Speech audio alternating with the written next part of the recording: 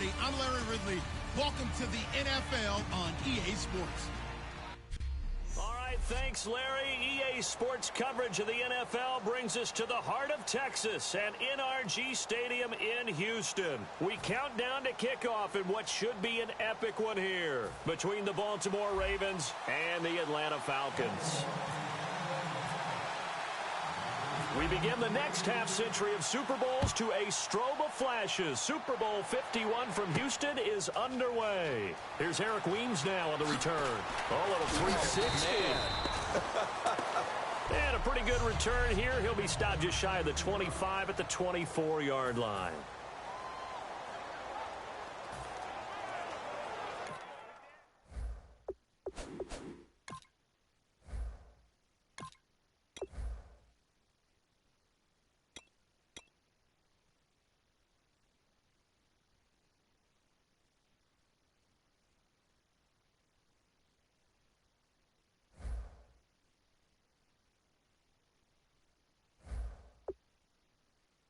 Now whistles come in. We're going to get a timeout here by the offense.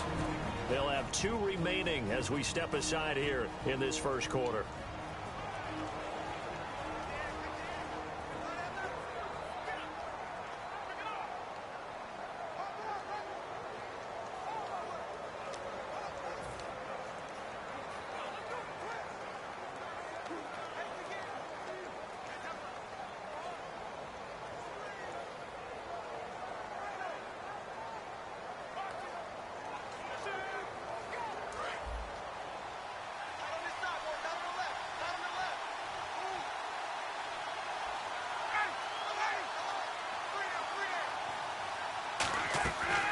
First and 10, it's Ryan. Getting it out left side to Sanu. The completion good for 3, and it's second down. A glance at the starting unit. Julio Jones, a threat on the outside, of course. Combines great athleticism, incredible speed, and a whole lot of toughness to be one of the better receivers in the NFL.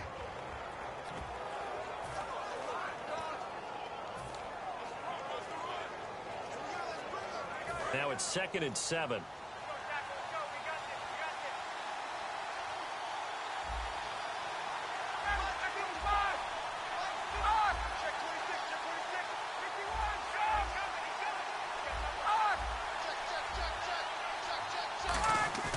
On second down, here's Ryan.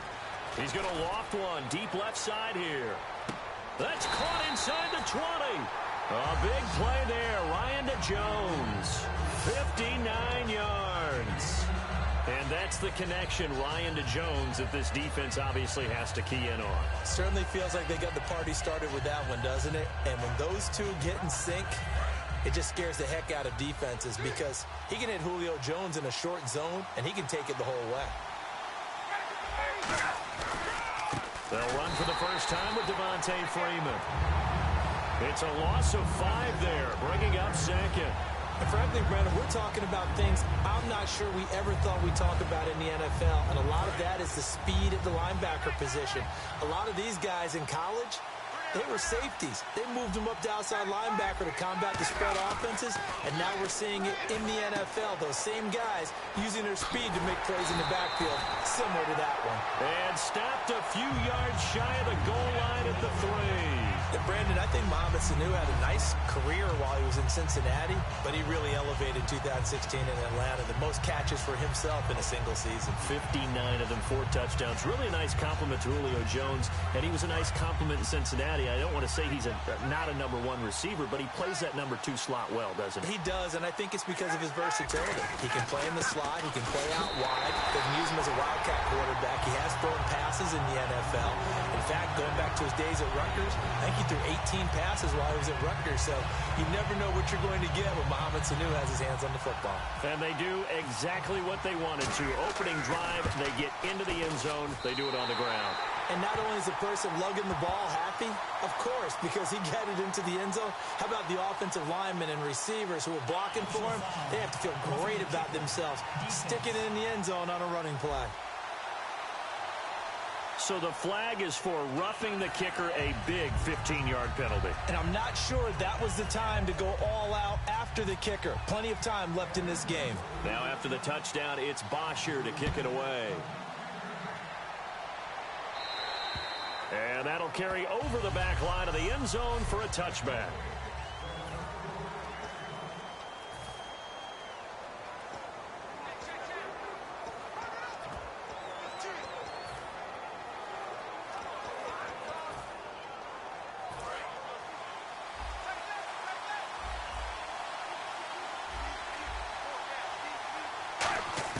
On first down, Flacco. And he's got his man in stride, complete. He's at the 30, 10, and all the way in for a Ravens touchdown. Mike Wallace, 75 yards. And the Ravens are an extra point away from tying the football game. Great corner route there. Not only able to catch it, turn it upfield, and get into the end zone. It usually involves a little bit of an extra move, doesn't it? You've got to get them thinking that you're moving to the middle of the field and you're breaking away to that corner. Boy, that was well executed. One of the shortest drives you'll ever see. One play, 75 yards, 6 points.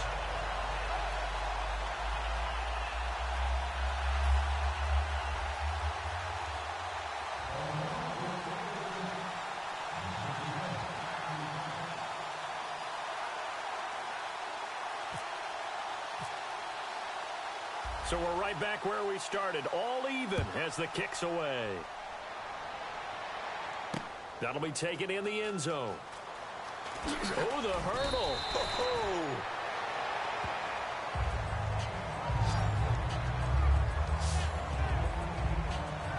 And the Falcons now making their way back out onto the field. And that last drive, a long drive, but not just that, they had a great air attack going. Do they stick with that?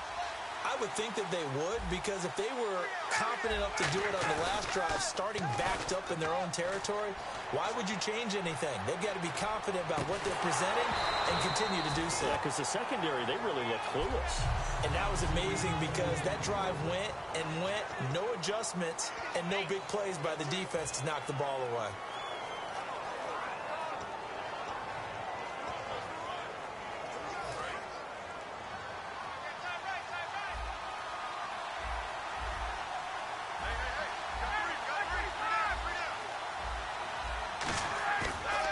Second down, Freeman.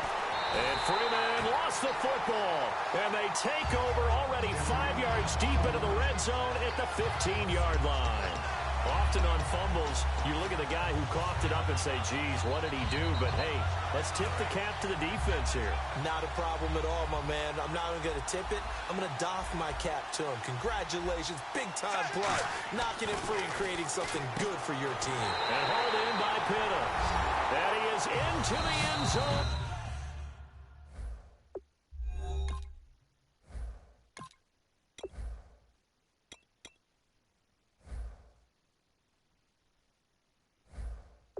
For a Baltimore touchdown. Dennis Pitta, a 14-yard touchdown. And the Ravens have taken the lead. It's up and good, and it's 14-7 now here in the first quarter. Well, they got the ball in great field position. One play later, boom, end zone.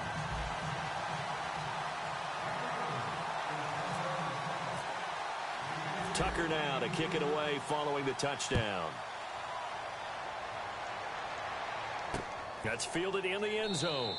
And no run back here. This will be a touchback, and it comes out to the 25-yard line. Atlanta now coming out on the field. And they had the fumble last time that led to a touchdown. That's a no-no. We'll see what they do here this go-around. A big no-no. Put that in capital letters. Turning it over, the other team takes it down and scores. That can be a deflator for a football team. Now it's up to the offense to get back out on the field and pick things up. Well, they're out there. We'll see if they can pick those things back up. The drive will start with a carry by Devontae Freeman. Looking to find a lane, but he can't. Reined in at the line of scrimmage. Call it no gain on the play, and it'll be second down. He's fumbled already once, Charles. I'm not going to say that that was in his mind there, but I'm sure that during some of these plays he is mindful of it. And once you fumble the ball, you know what your team tells you and your coaching staff? Take care of it. Rest of the game. And that does get in your mind a little bit, and sometimes that slows down your effort in trying to get free from tackling. And the defenders know it, too. They sniff that out, don't they? Everybody wants to swarm the football. You know the rule is first guy hold up the runner, everyone else try and get there and strip the ball free. One of the toughest things for an offensive lineman to learn is the ability to get in space and hit people who are moving targets. And linebackers are not easy ones to hit because they know how to move, juke, and make you miss. And that's exactly what he did on that play. A nice play for the defense.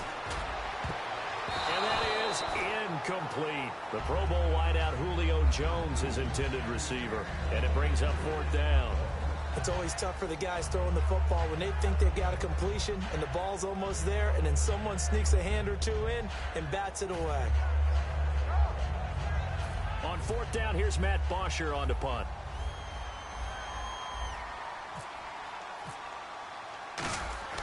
And they're going to fake it from deep in their own territory. He's got a man. It's his fullback. It's a pickup of 17 there. And